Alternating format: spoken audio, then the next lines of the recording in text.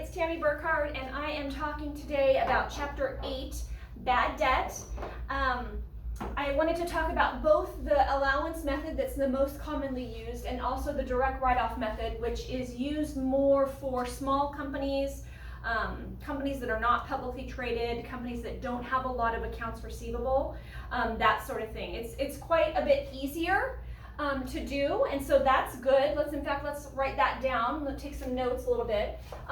It is a little bit more easy, but the bad news is that it's not allowed by GAAP, so it's GAAP unhappy. Okay, so allowance method a little bit more detailed, but it is allowed by GAAP, and that's why it's most commonly used. So that's kind of the long and short of the two methods. For the direct write-off method, we'll start with that just because it's the easier of the two. There is no estimate. We'll talk more about that when we get to the allowance method. There's no estimate, which is why it's so easy. And so simply when you have determined that a customer needs to be written off, you do the journal entry to write off, and I'll give you what that is. You would debit an account called bad debt expense, and you would credit the accounts receivable. So remember, how do you get an accounts receivable? So generally speaking, you get an accounts receivable when a sale is made. And so if you sell something on account, right, you would debit accounts receivable and credit sales revenue. So that's how the sale is made. And so how does a bad debt arise? Well, it arises because this person, this company or person, whoever it is you've sold these goods to, right, or services, they have not paid you. And the direct write-off method, it gives you a little leeway on when you want to write them off. Some companies write them off immediately after a month or two.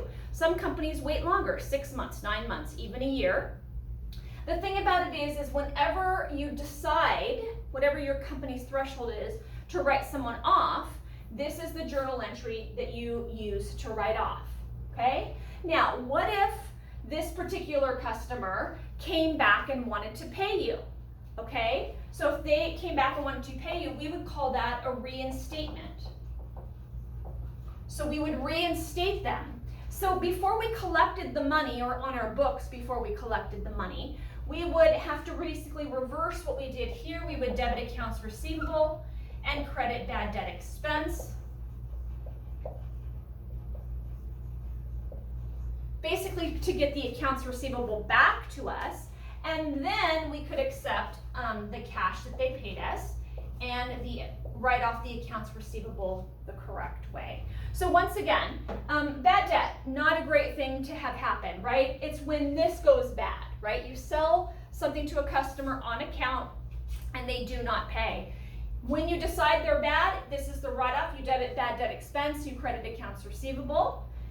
If they come back and are reinstated, not all customers do, but if they do, we first need to reverse what we did here and then write off the happy way. So this is the write-off, right? This is sad, right? We don't like writing off. We would rather collect this cash whenever the terms were 30 days or less.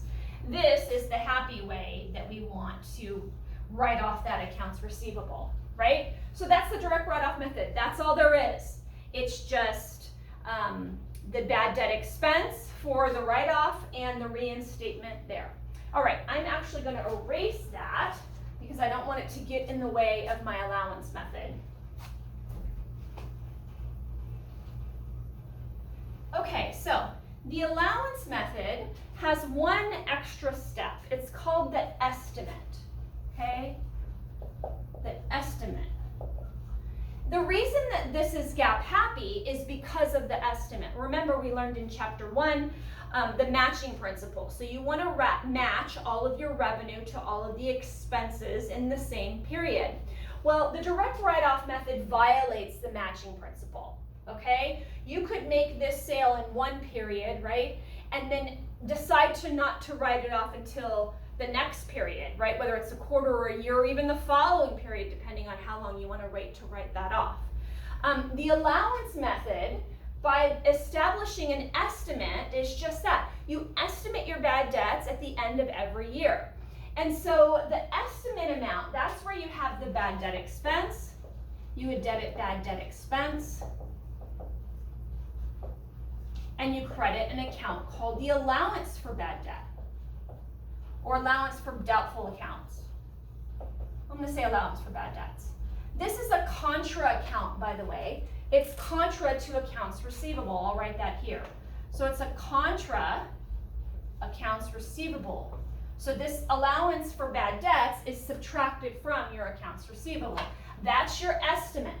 Okay, so you do that kind of at the end of the previous year or beginning of the current year. Usually it's actually done at the end of the previous year, but that's the estimate. Then when you do the write-off, when you do decide to write somebody off, you don't debit bad debt expense. You've already estimated your expense for the period.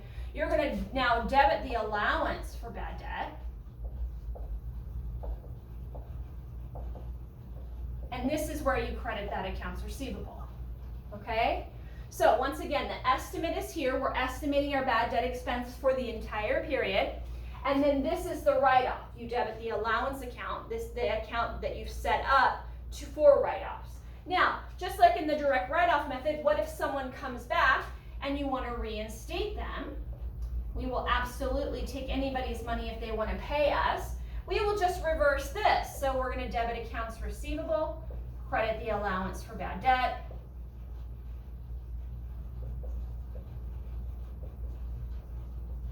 and then also we need to take the cash that they are getting us and write off the accounts receivable. Okay? So the allowance method has one more step, and that's the estimate. It also has the accumulation of the allowance for bad debt T account. Okay? So you will make a T account when you're doing a problem for allowance for bad debt.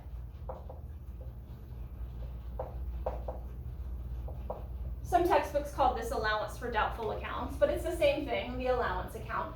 And then every time, so you would have set up your allowance for bad debt as a credit, right, from the previous period. And then every time you write off, you would have debits for all the write-offs. And then if you have maybe a reinstatement or two, you would credit that amount.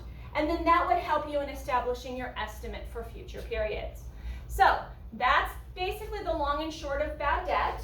I'm going to jump in and do a problem in our next video segment. Thank you.